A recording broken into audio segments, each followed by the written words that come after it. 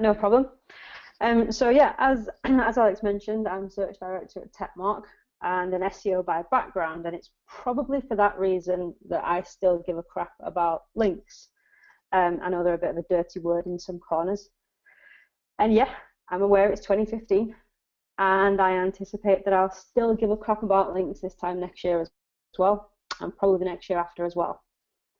And I think if we're being honest, the reason that there's now so many content marketing agencies is not because SEOs feel like they want to really get into content, just because all of a sudden we love the idea of big shiny pieces of content.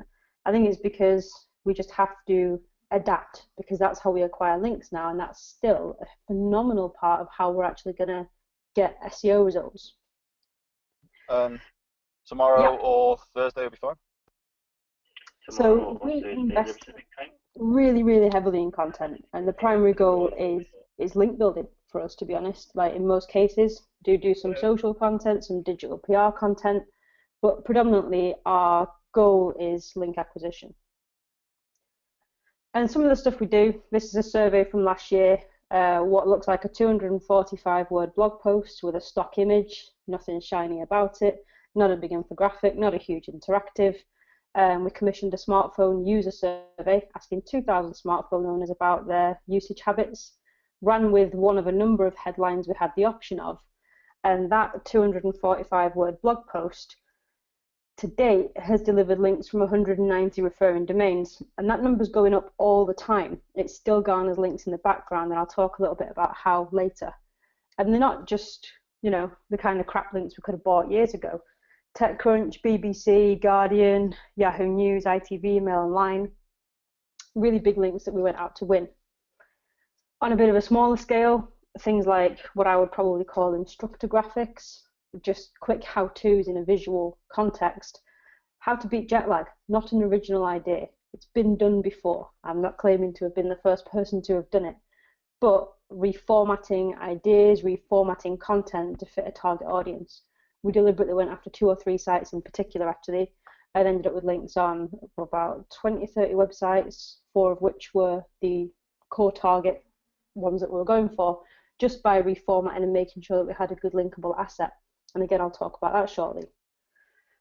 We've not always had particularly great success with content. We were absolutely crap at this 5 years ago. We were doing infographics that just were so awful it's embarrassing to look back on, and they weren't doing the job at all. So we've made some phenomenal changes to improve things over 5 years.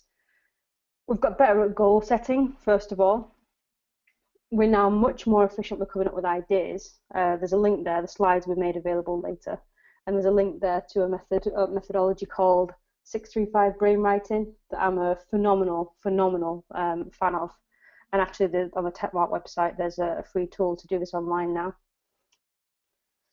We've got better at analysing our audiences. So again, there's a link there to 7 tools in particular that I use to actually look at not just what our audiences are searching in Google, but where they're reading, what they're doing. And again, I'll talk about this shortly. We've invested more in production, design, development, copywriting, research, things like that.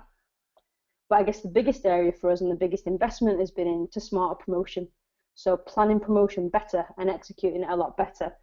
And I'm talking about time and money there as well. Not just throwing a lot of money at it. It's been resource and cash.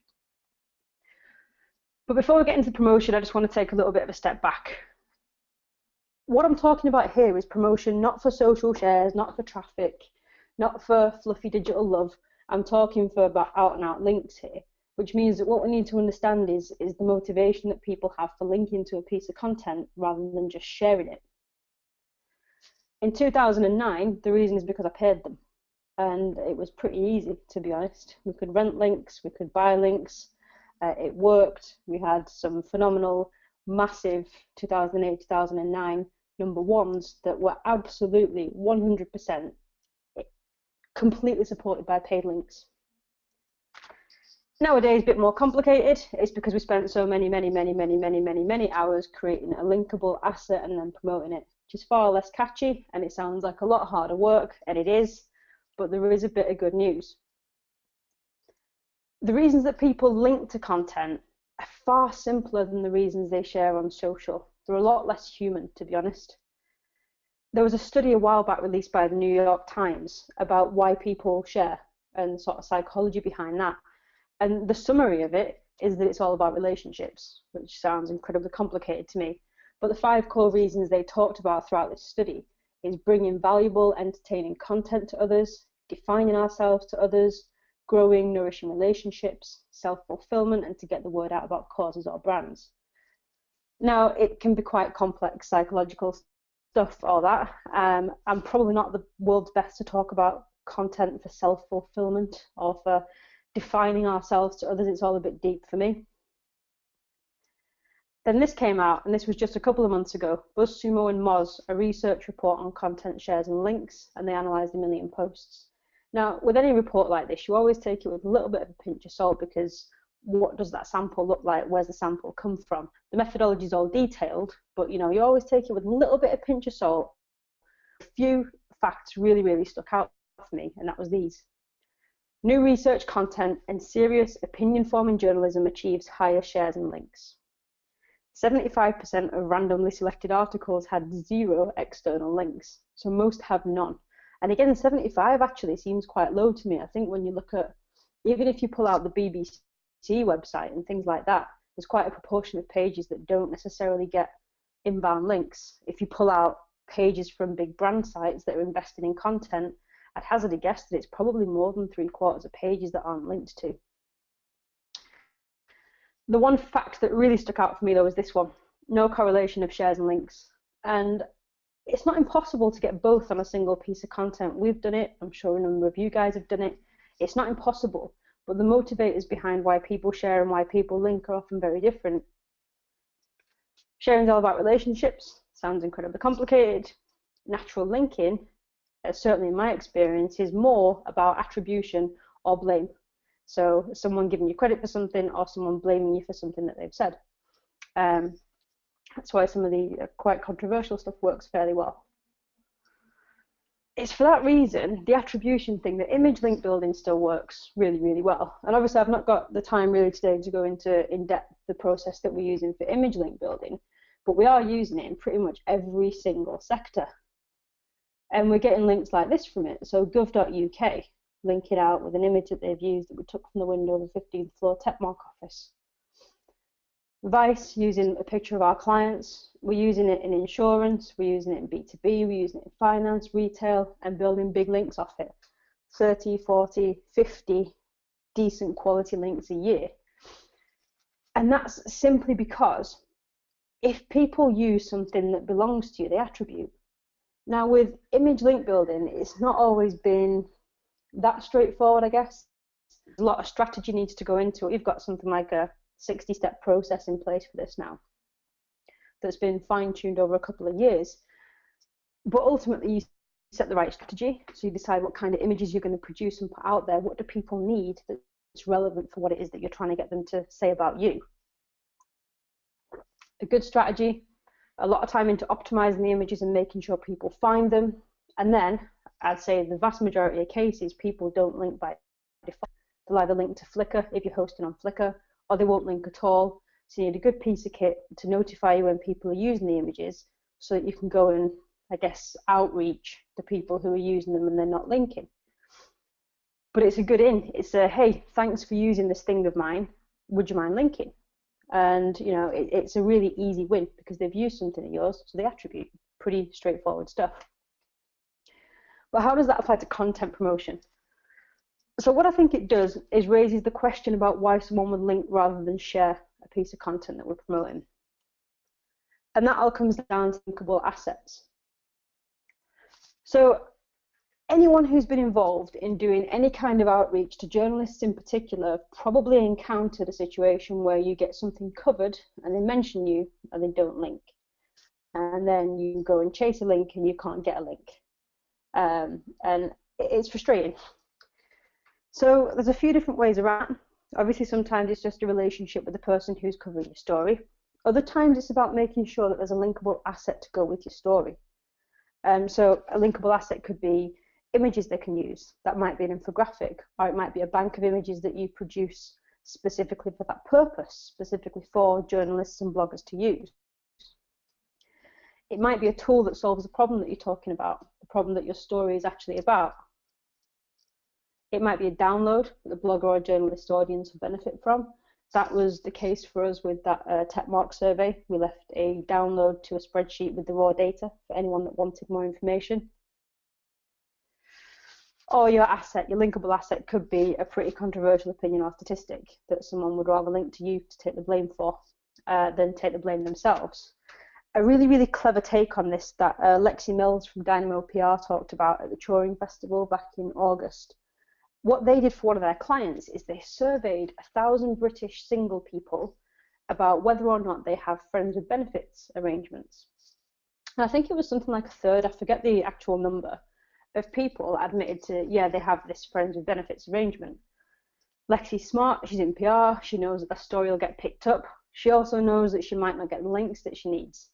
So what they did is they created a linkable asset around this. They went off and created on their client's website a tool that was very, very, very simple, friends with benefits contract generator.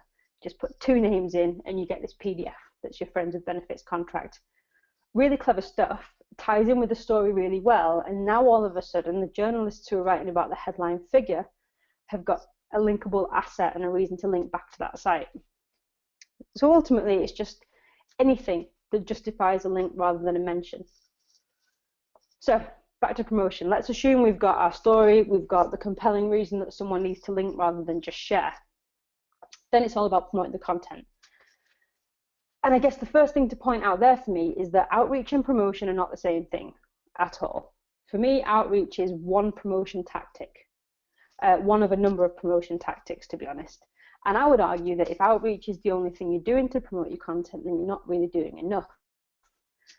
And the reason I say that is because it's really bloody hard and it's really tough to scale. And there's now so much content out there that the longevity of being able to just ride off the back of piling emails out in the hope that you get something back, you know, the days are numbered for that sort of tactic, I think. Most of us who've emailed journalists and bloggers will have had the frustrating scenario of either not getting a response, or in the case of bloggers, just getting a rate card response. Who can blame them? You know, they were getting paid by SEOs for next to nothing for the longest time. So I reiterate that outreach isn't promotion for me. I'm going to talk about outreach because it's still effective, but I also want to talk later about some of the other tactics that you can use as well to make it a bit more scalable. So before you can plan promotion, you need to know why you're doing it.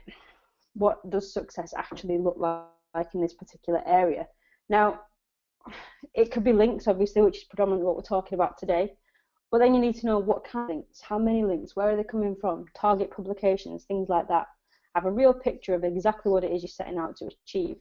I think that we've probably all been guilty in the past of just having a piece of content that we believe so badly in that we've maybe sort of skipped some of the thorough planning about where these links are coming from, and you get to a point where it's finished and you just start doing outreach in a way that is just emailing people, hopefully. You need to know who you're doing it for. Now, when your goals center around link acquisition, your content's target audience might not be the same as your target customer. And what I mean by that is, let's say you are a company who is selling products or holidays or whatever to the over 60s. If you're selling to the over 60s, my nan is your target customer. You ask my nan to link to you and she's going to pull that face. She ain't got a clue what you're talking about. And obviously what we need to be doing is aligning our objectives with the real audience, the linking audience, as well as the end user. So we start off with figuring out where this audience is, where they're finding content and what they're reading. YouGov profiles, free tool if you use a light version. The paid version is pretty good as well though. What this lets you do is it lets you look at your end customer. So let's say your customers people who enjoy gardening. You put that in there, you get some demographic data, you get a load of other information like that. And then you start getting information like this: watches TV for 21 hours a week, online for 1 to 5 hours. And here's the kind of bit that we're using the most here: newspapers read and magazines read, because then your target audience for link acquisition starts to become journalists at Gardener's World, journalists at Daily Mail, the people who are writing to your customer. You can go and get a bit more data through YouGov Profiler. You can go in and get a full list actually of websites and how these magazines and how much correlation there is between your target audience in comparison with the general public, about how likely they are to read these. No surprise that people with interest in Guardian are far more likely to read Gardener's World than non-gardeners are. No massive surprises there. Newspapers, again, the same sort of thing. You can start looking at the correlation. People who like gardening, less likely to read The Scotsman or The Herald than the general public. Facebook Audience Insights. It's an advertising tool. You don't have to buy advertising to use the tool. Really, really, really good tool, actually. So you just put something in. It could be something that someone likes, like gardening as an interest, or it could be people who like one of your competitors' brands or something like that. And you put all this information together about them. You get things like other pages they like, you get interests, you get age. Then you get, within the other pages they like, media. So then you start to be able to see the kind of things that these people are reading.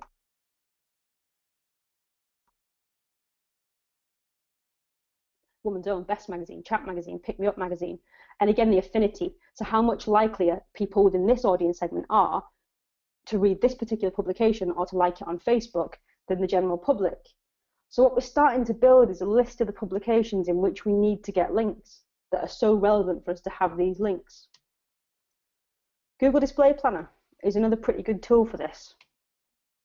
Again, it's designed for selling advertising, of course, like everything Google ever releases, but it can be used for starting to build a list of target publications for your content too. You put a topic in this case gardening or landscaping,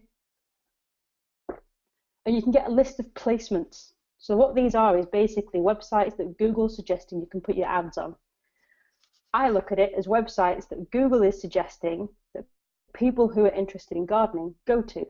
So these are sites that I want to get some editorial placed on, or who I want covering my content in some cases.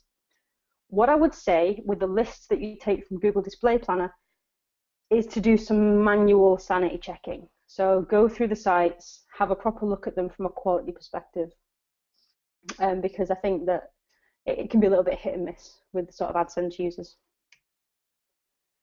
Then we start looking for specific contacts within these publications or sites. These are some of the tools that you can use just to find contacts, to start finding journalists, to start finding relevant bloggers, and to start getting names. There's a ton of those tools there. I've got a product hunt collection with some of them in. And again, I'm happy to write up a full list later on.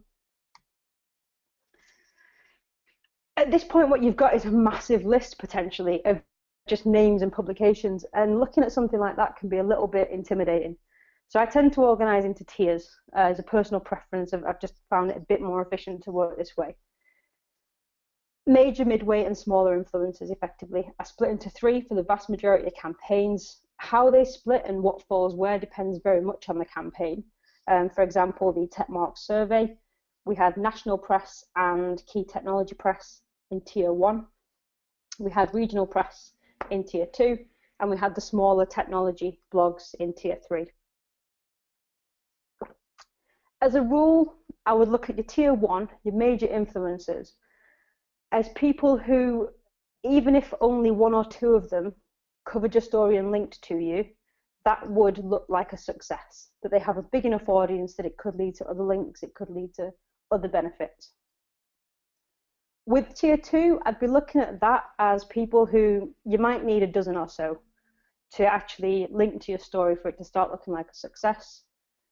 And with the tier 3 stuff, well, those are the publications where they're highly relevant, but their audiences are small, and in reality, you're probably looking at, 30, 40 before that starts to look like a success. Again, that's a loose rule, really. And you want to get buy-in early. You want to get buy-in before the content's produced, at least with tier 1. So before we start producing anything, we'll get in touch with tier 1 contacts.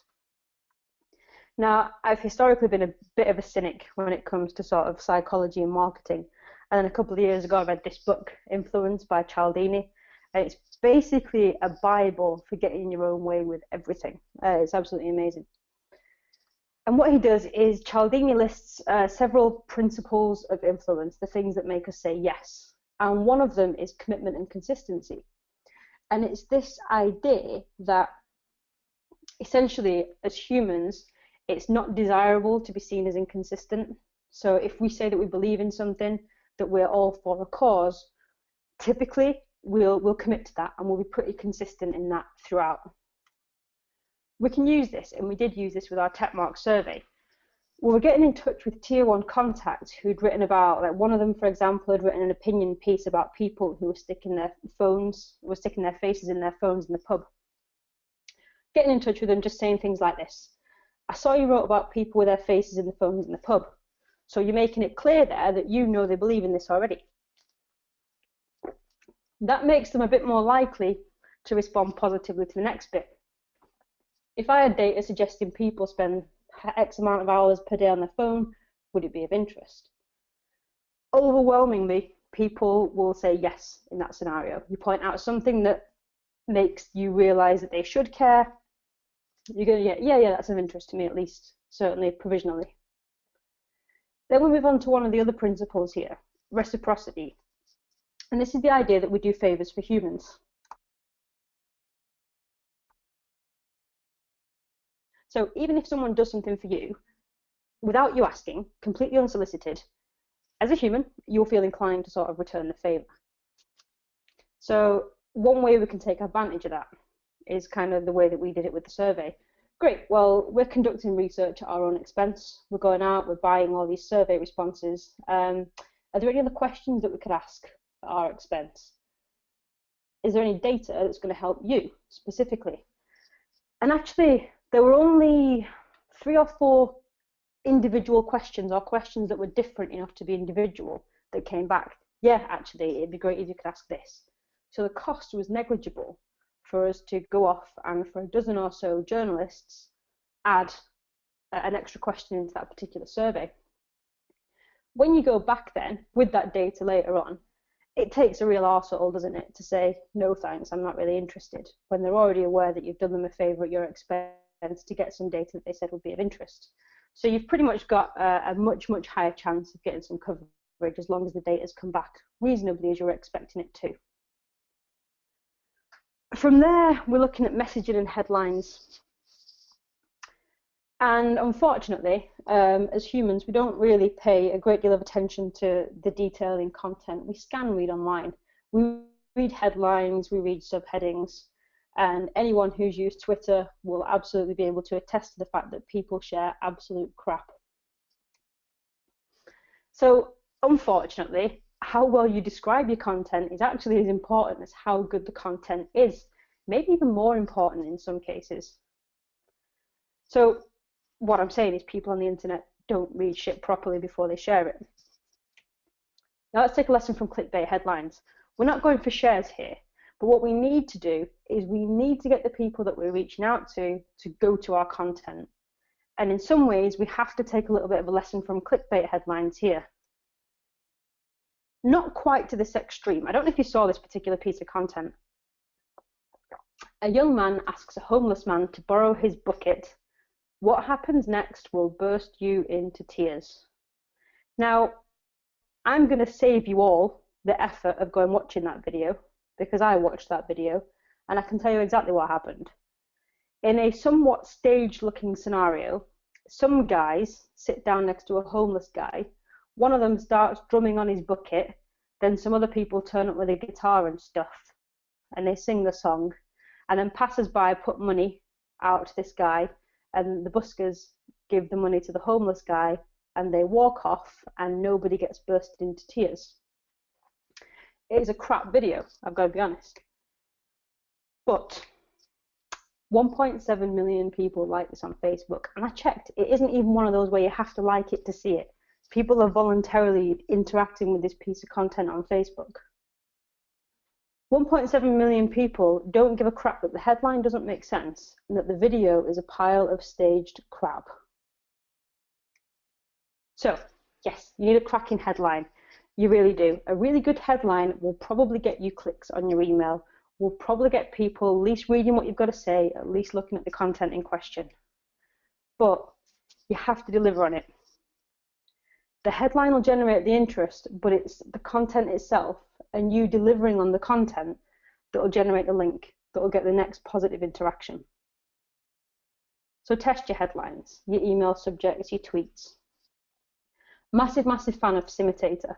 What Simitator does is it lets you generate a fake tweet effectively. With any username, with any picture, here's what the tweet will look like. And then with consumer surveys, you can basically do something like this. Which of the following tweets would you be most likely to click the link on? And you can start split testing headlines. Now, even if your goal is link building, using this sort of Twitter visual is a valid test for a headline, because with your headline, what you're going for is just getting the volume to the site, is just getting people to open the email, to read what you have to say, to at least go and look at the content in the first place. So split testing, things like this with Google consumer surveys is really cost effective. 500 people, $50 or so. So when you've spent quite a lot of money on a piece of content, just sanity checking your headline is pretty cost effective. MailChimp, let you split test email.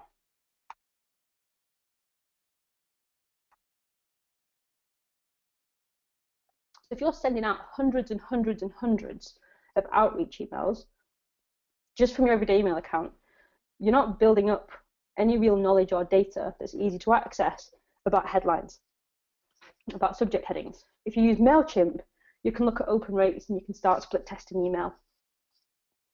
Anyone who's sending hundreds out, you've got a massive bank of data there at your fingertips if you use a tool like that. Split test your email, start gathering data, and work out what kind of headlines, what kind of subject lines are getting the opens. A few books at the risk of sounding like I'm setting a homework assignment. Contagious, Jonah Berger. PR Masterclass, Alex Singleton. Made to Stick, Chip and Dan Heath. And Selling Your Story in 60 Seconds. Now, Selling Your Story in 60 Seconds is not made for content marketers or marketers at all. It's made for budding screenplay writers and novelists who want to get their pitch read in the sort of industry that they're in. You basically get to pitch something to an editor and you're trying to get them then to read the whole thing. So the 60-second pitch is incredibly important in that particular industry. And there's a lot of likenesses there with what it is that we need to do as content marketers as well. So, reaching the right people at scale. You may remember that I said this. Outreach is not the same as promotion.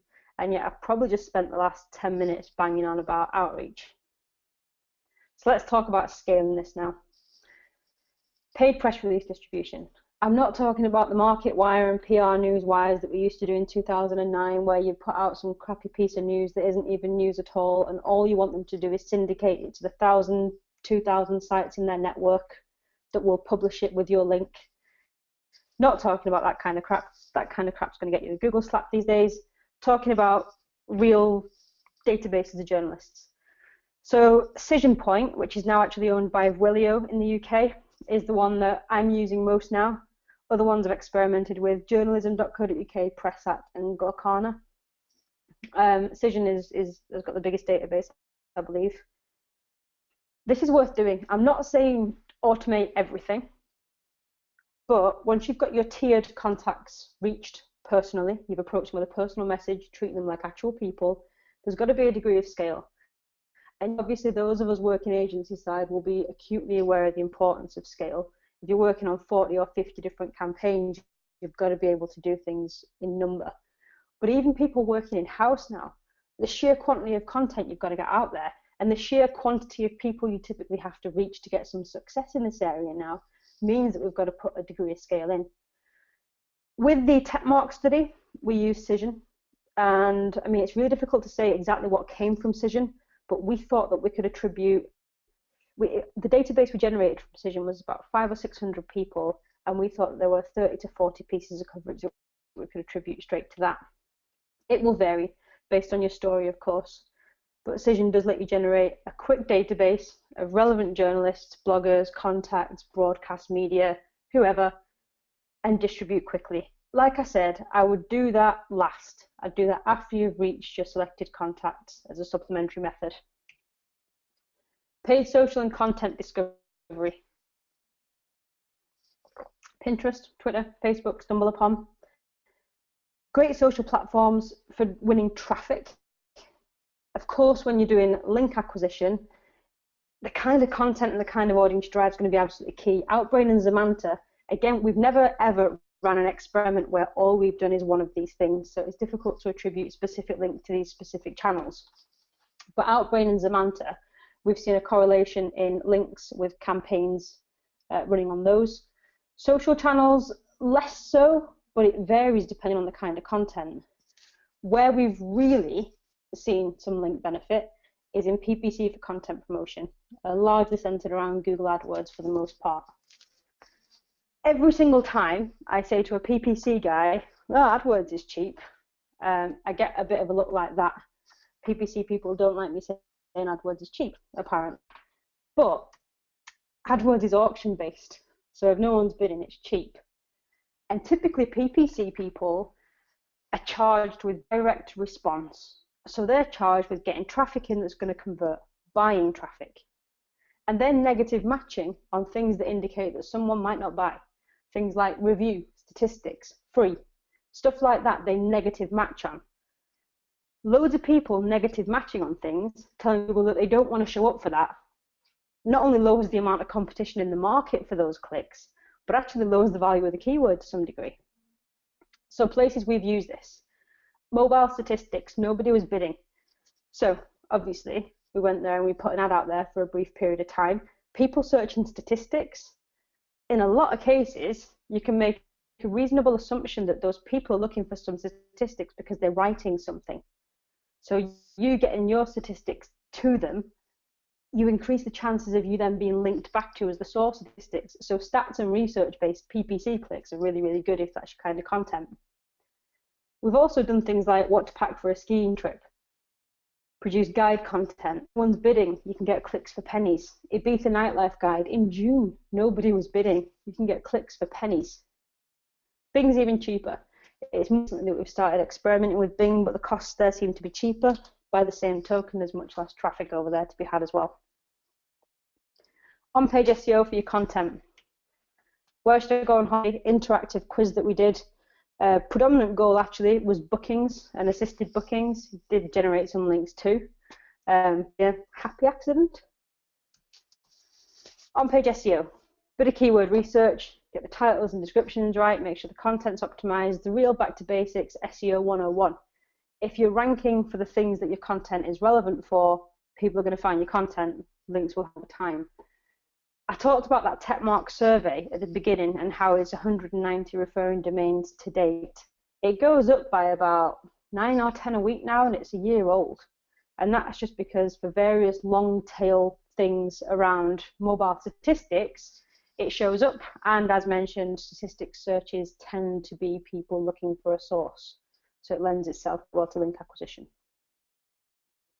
So I guess the summary is that we treat content now the way we treat a product or service page. We don't just assume that people are going to find it and link to it. We're having to do more marketing around particular products and services, use more different tactics, and actually invest cash as well as just time. And thank you very much.